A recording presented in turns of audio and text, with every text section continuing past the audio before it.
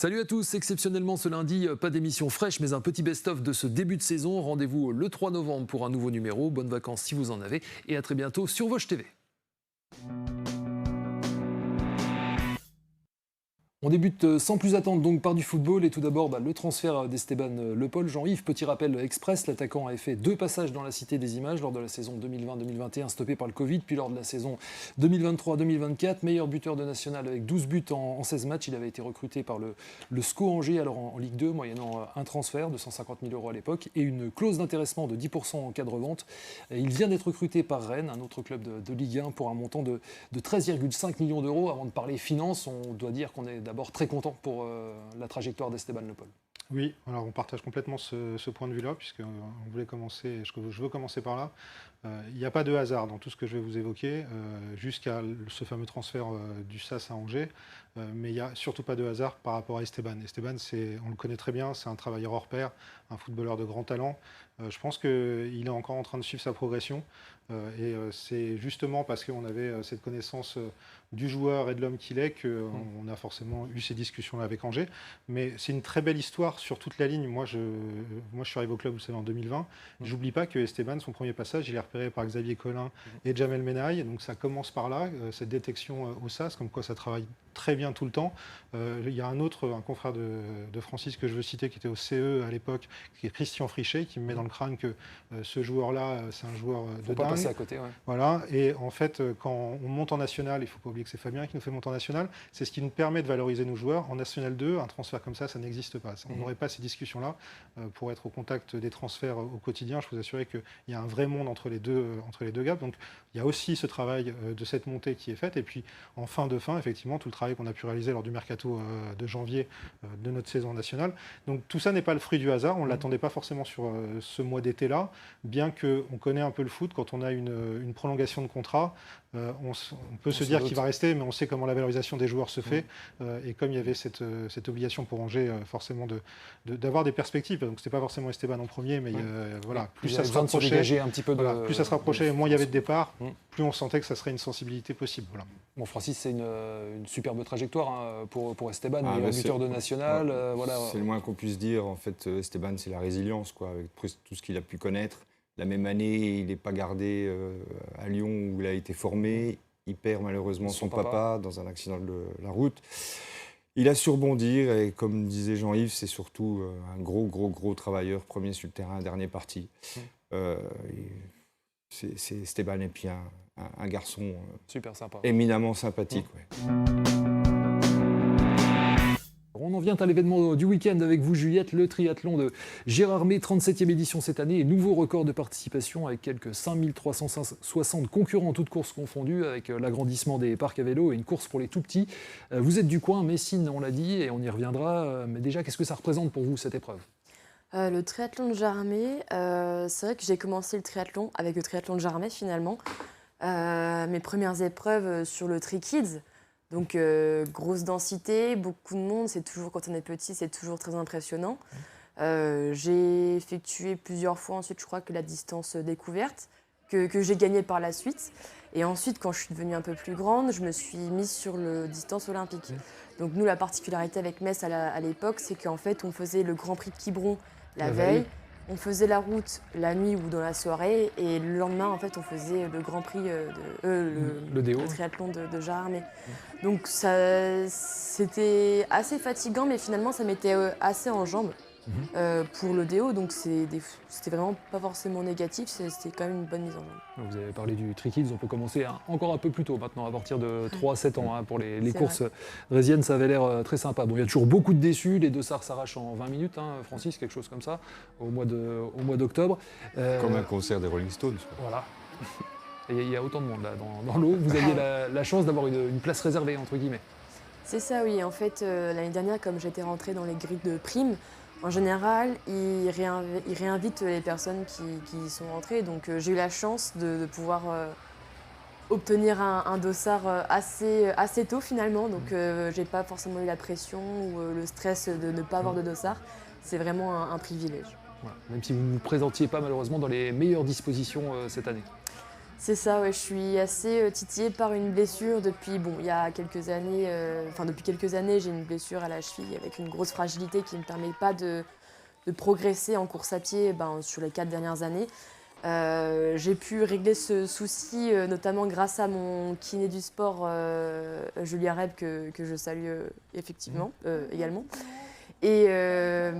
Et du coup, en reprenant un petit peu la course à pied, je me suis fait 2 aponevrosites plantaires sur chaque pied. Donc ça veut dire que tout l'été, j'ai fait vraiment très peu de kilomètres. J'ai repris la course à pied il y a 2 semaines avec entre 10 et 15 km semaine. Donc je savais que j'allais pas forcément être très performante sur le triathlon.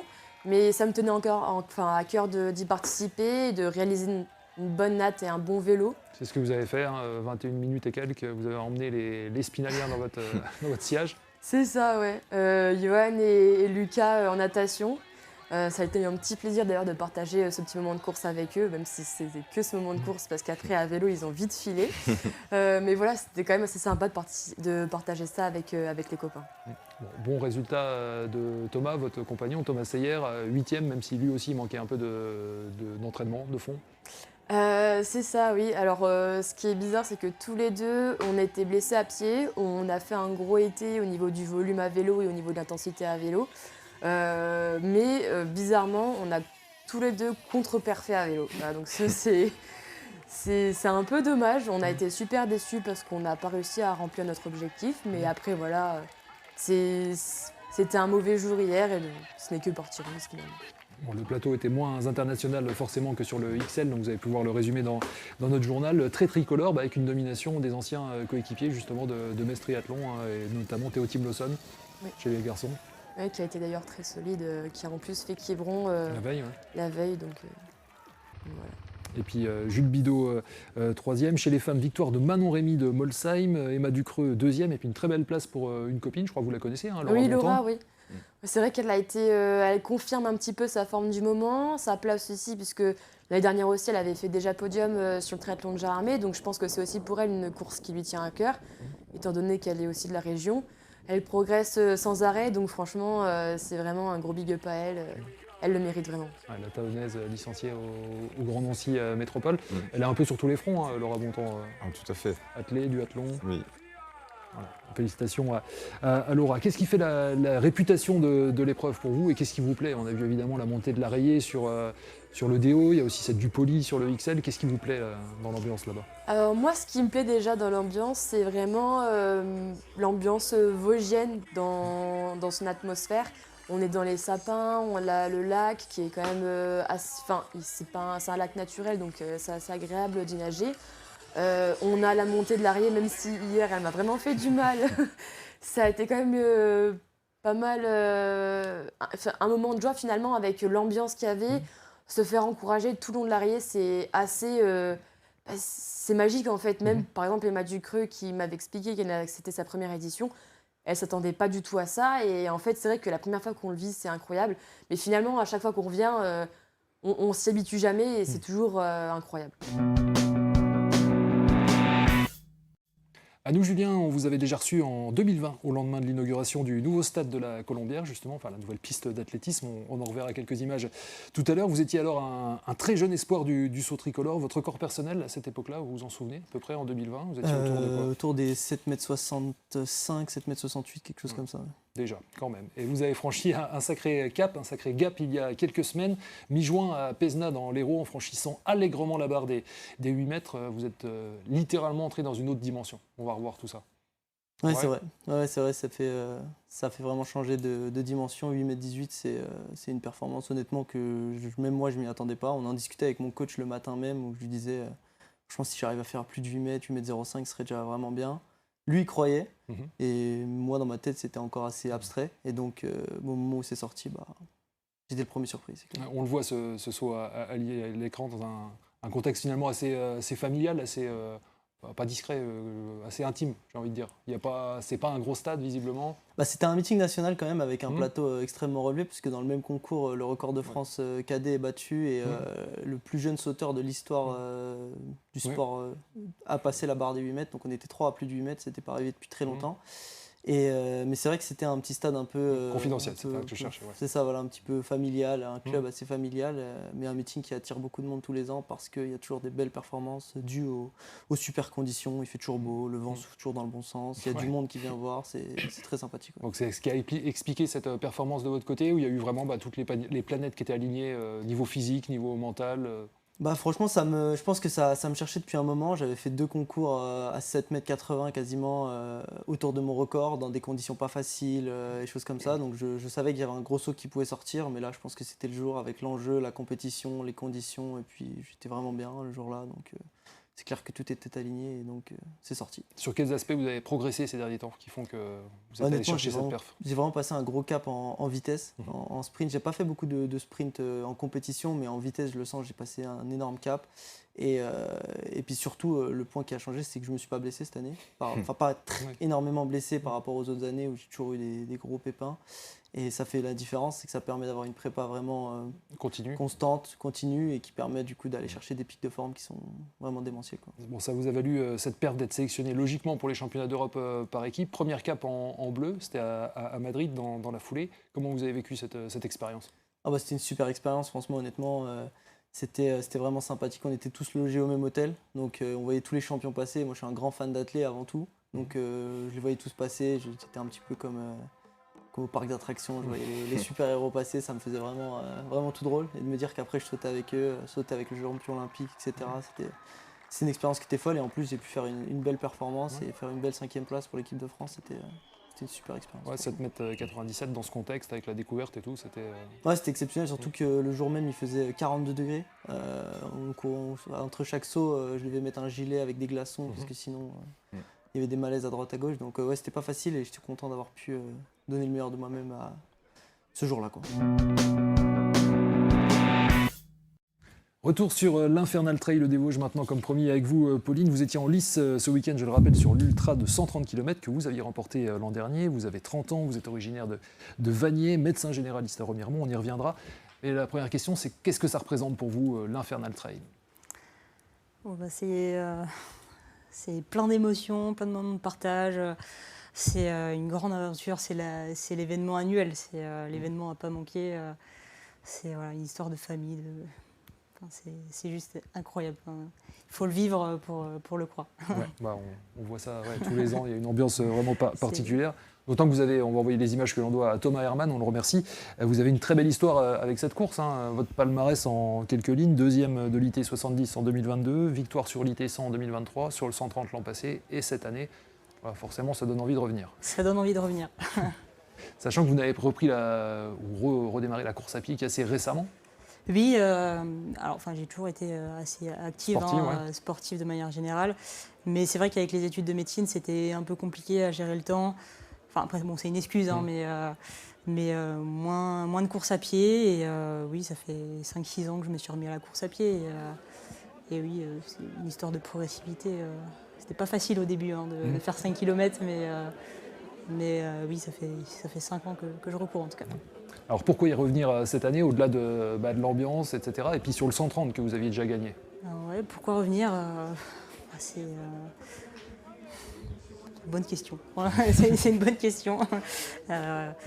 Non, c'est vraiment... déjà, on se donne rendez-vous chaque année avec ma fan zone. C'est vraiment... c'est un rassemblement, vraiment. C'est quelque chose d'incroyable. Et puis... c'est une belle promenade et c'est vraiment quelque chose à ne pas manquer. Moi, c'est des sentiers que je connais quasiment par cœur et c'est se retrouver dans une bulle, dans des endroits que je connais. C'est tellement inspirant en fait. Et puis de voir toute cette énergie, cet engouement de la part des bénévoles, des gens, des inconnus qui te transcendent finalement. C'est quelque chose de vraiment magique et ça touche jusqu'à l'autre bout de la France. Moi, j'ai eu des messages, vraiment un soutien incroyable.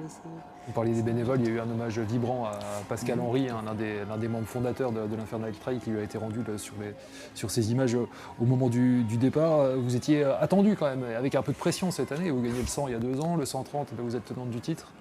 Un peu de pression, oui. Tout le monde me voyait gagner d'avance. C'était pas facile, un peu stressant quand même les jours d'avant. J'avais hâte que le départ que ça puisse partir pour essayer d'évacuer la pression et de me retrouver un peu dans ma bulle. C'est vrai qu'on parle de la fan, il y a toute une vie autour de l'athlète en plus, tous les ravitaux.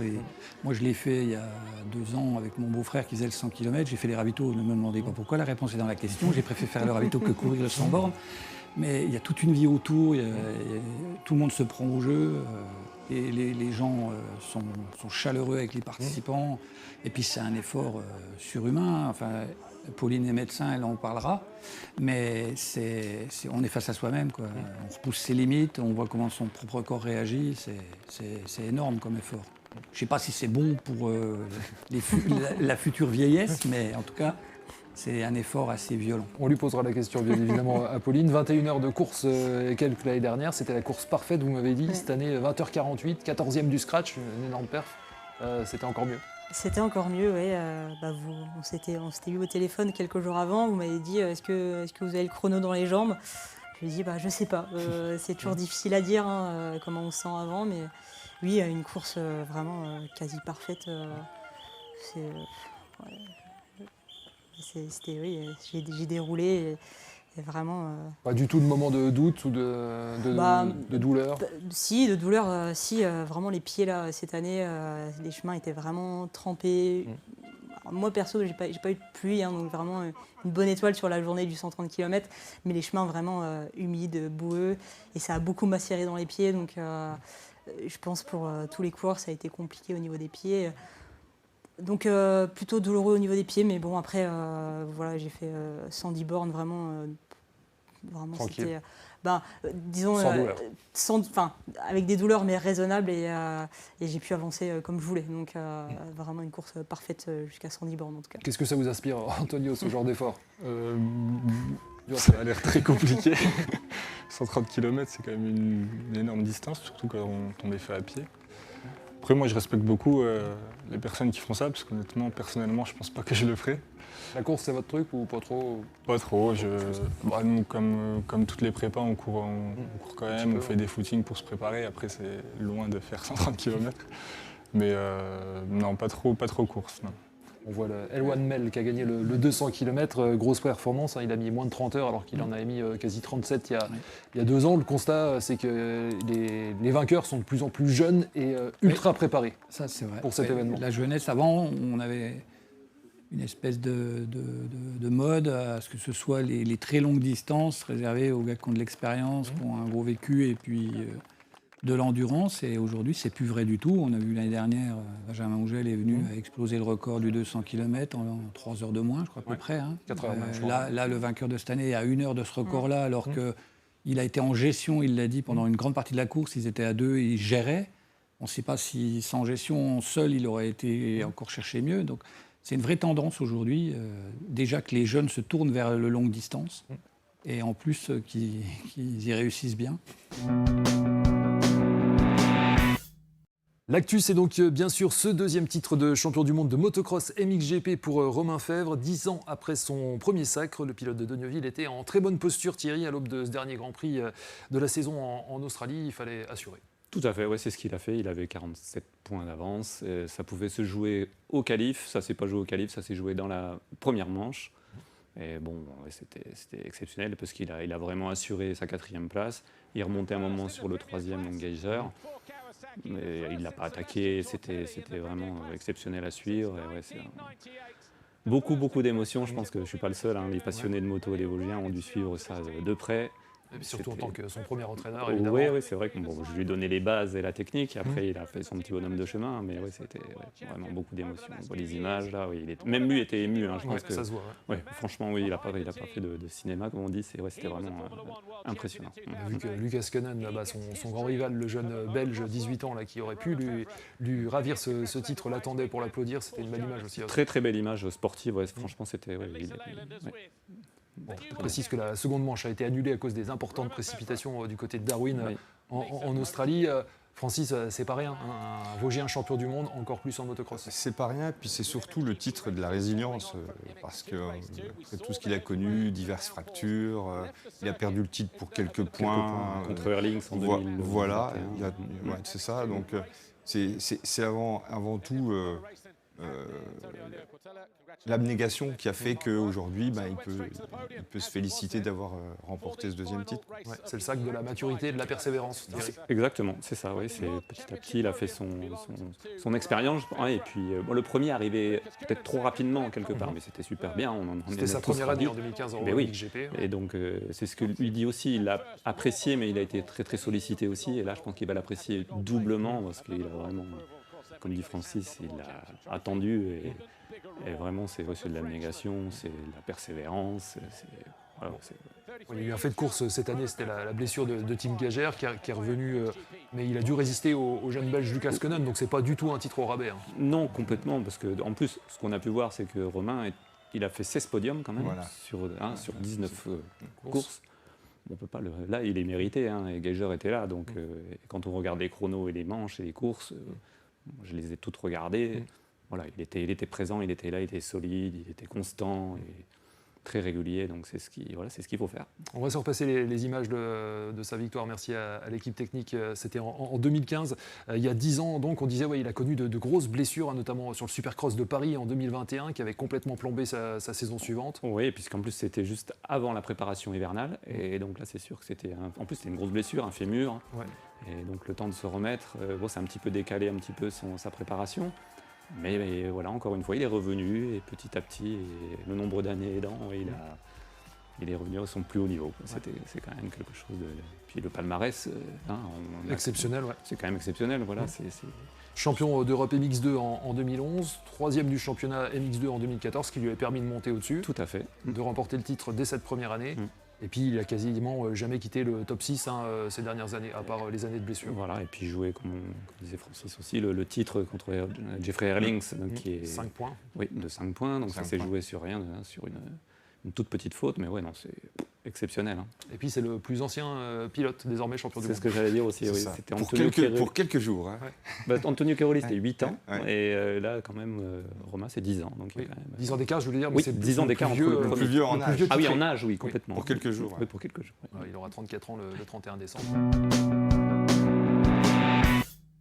Anu Titouan est retour tout d'abord et sans plus attendre sur votre récent exploit, l'ascension de la Warsaw Tower, la plus haute tour de l'Union européenne à Varsovie, la capitale polonaise, on le rappelle. Tout cela à main nue et sans assistance, en free solo, votre passion. On imagine déjà qu'elle vous faisait de l'œil depuis depuis longtemps, cette tour. Oui, ça fait un moment que je la regarde, ça fait un moment que je l'analyse. Et du coup, je suis très content d'avoir pu concrétiser ce projet dernièrement. Alors avant d'en venir à l'ascension et puis d'en voir les images, la préparation d'un tel défi, combien de temps ça vous prend pour justement l'observer? Est-ce que vous grimpez 10-15 mètres, vous redescendez pour voir comment ça se passe? Là, il y a tout un processus qui est différent parce que c'est une première. En fait, je suis le premier à passer dessus. Donc il y a toute une réflexion différente à prendre en compte. Est-ce que c'est possible de haut en bas? Est-ce que je suis capable? Est-ce que les matériaux sont assez solides? Donc voilà, il y a tout un processus en amont comme ça. Et après, il y a un travail physique également derrière. Donc ça fait plusieurs mois que j'analyse vraiment et que je me prépare pour cette ascension. Combien de temps cette ascension vous a pris? Aux alentours de 50 minutes, je dirais, un peu moins d'une heure. Et ça s'est passé comment? Vous vous attendiez à trouver ça? Est-ce que ça se passe comme ça? Il n'y a pas eu de moment de doute? Non, si, à la fin. À la fin, sur la partie finale, j'avais peur que ce soit moins solide ou que les plaques soient moins bonne, parce qu'en fait, à 200 mètres de haut, peut-être que les ouvriers qui ont posé ça se disent ça se voit pas, allez hop, on s'en fiche. Et que je me retrouve bloqué, là, à pas pouvoir insérer mes mains, c'était un peu ma crainte. Mais au final, il n'y a pas eu de problème, c'était continu, j'ai eu des bonnes sensations tout du long. Donc vraiment une super grimpe, quoi. Parce que là, vous êtes le haut, c'est 230 mètres, vous n'avez pas gravi l'antenne puisque la police polonaise était là, on va y revenir, mais vous l'avez dit, clairement, tout le monde le sait, mais c'est la question évidente, mais il n'y a pas le droit à l'erreur dans une telle discipline. Non, il n'y a pas le droit à l'erreur, faut vraiment être confiant, sûr de ses capacités, et parce que c'est vraiment arriver en haut, quoi. Alors, est-ce qu'on grimpe au mental ou est-ce qu'on grimpe au physique? Les deux. Il faut que ce soit en symbiose, que le corps et la tête répondent, et s'il y en a un qui répond pas, je m'engage pas, en fait. Nico, vous aviez un exemple là avant l'émission. Oui, c'est ce qu'on disait hors émission, parce qu'on a déjà. Moi, j'ai plein de questions. Je suis fan maintenant. Mais oui, on est tous capables de monter sur 3-4 mètres ou 10 mètres. Et si on peut le faire sur 3 ou 4 mètres, pourquoi on ne pourrait pas le faire sur 100, 200? Et c'était un travail psychologique à se dire, c'est le cerveau, je peux traverser une planche au sol À 100 mètres, si je l'ai fait au sol, pourquoi je pourrais pas à 100 mètres? C'est vrai que c'est... Ouais, c'est ça. C'est ça. Et puis pareil, là, par exemple, sur un mouvement sur 5 mètres, ça va paraître facile. Mais le répéter sur 230 mètres, c'est autre chose aussi, quoi. Et, donc il y a aussi, bien sûr, un gros aspect mental derrière tout ça. Ouais, il faut débrancher, mais en même temps être conscient de ce qu'on fait, quoi. Ouais, c'est ça, complètement. Bon, vous avez battu votre record perso, on peut dire ça? Oui, c'est petit record personnel, exactement, derrière la tour Montparnasse, devant la tour Montparnasse, qui fait 210 mètres. Ouais. Donc là, on est sur du 230 mètres. Ce qui est déjà, c'est déjà pas mal. C'est déjà correct. Vous commencez à avoir un joli palmarès. La tour Ariane, Cristal, Engie, Franklin et donc Montparnasse à Paris. Et puis des grimpes à Barcelone, Francfort, Varsovie. Arrêté à plusieurs fois, d'ailleurs, comme ce fut le cas en Pologne. Comment ça s'est passé, l'accueil des forces de police polonaises? Franchement, ça s'est bien passé. Hein. Les policiers, ils m'ont bien traité. Puis ils ont apprécié le geste, la grimpe, l'effort. Donc voilà, ça s'est plutôt bien passé, hein. J'ai pas eu de problème avec les policiers. Petit tour au cachot, évidemment. mais voilà, rien de bien méchant pour le moment. Alors on voit ici l'une de vos autres grappes sur la tour Presidential, c'est ça? Présidentiel, l'hôtel présidentiel, à Varsovie aussi. À Varsovie aussi. Oui, donc ils vous connaissent bien déjà en Pologne, on va dire ça. Qu'est-ce que vous recherchez là-dedans, petit tour? Pour moi, c'est déjà avant tout la passion de l'escalade. Hein. J'adore grimper. J'adore grimper partout et en fait ça c'est le fait d'avoir pas le droit à l'erreur, d'avoir qu'une chance et de se dire, de s'engager comme ça sur une grimpe en milieu urbain, c'est une sensation qui est extraordinaire que je retrouve pas ailleurs. Et le fait d'être vraiment face à soi-même, quoi, en fait. Face à soi-même sur ce monstre urbain, c'est d'avoir un tout petit, de se sentir minuscule. Et de titiller les sommets, c'est hyper satisfaisant. Ouais. Et qu'est-ce qu'en pense la famille? Est-ce qu'ils ont peur un peu quand même? Ouais, c'était ma question. Ouais, forcément, il y a beaucoup d'admiration, mais il y a aussi beaucoup de crainte vis-à-vis de ce que je fais. Hein. Forcément, c'est pas mal d'inquiétude quand même pour eux. Après, maintenant, on essaye de dialoguer là-dessus. J'essaye de leur montrer que quand même, je me prépare, je fais pas ça sur un coup de tête, que je suis pas une tête brûlée, que c'est quelque chose de raisonné et qu'il y a tout un entraînement derrière, et du coup maintenant j'arrive à leur faire comprendre un petit peu cette passion un peu folle. Mais il n'y a pas pour ça une incitation de la part de la famille qui dit vas-y monte.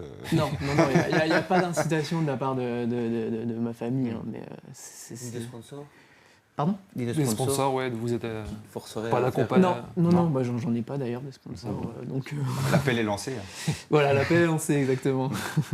C'est le dépassement de soi poussé à l'extrême. Est-ce que vous avez déjà eu des frayeurs sur des ascensions de 150-200 mètres en pleine ville? Ça m'est déjà arrivé une fois, oui, où j'ai eu les avant-bras qui ont tétanisé, 4 ou 5 carreaux avant la fin. Et du coup, à la fin, en fait, il y avait un petit rétablissement à faire pour sortir sur le toit. Et j'ai essayé de me relever comme ça et j'ai pas réussi. Du coup, j'ai dû redescendre et reprendre mes esprits, vraiment rester calme. Attendre de récupérer un peu les bras. Attendre de récupérer un peu, délayer 2-3 fois les bras, se poser, bien respirer, puis c'est reparti.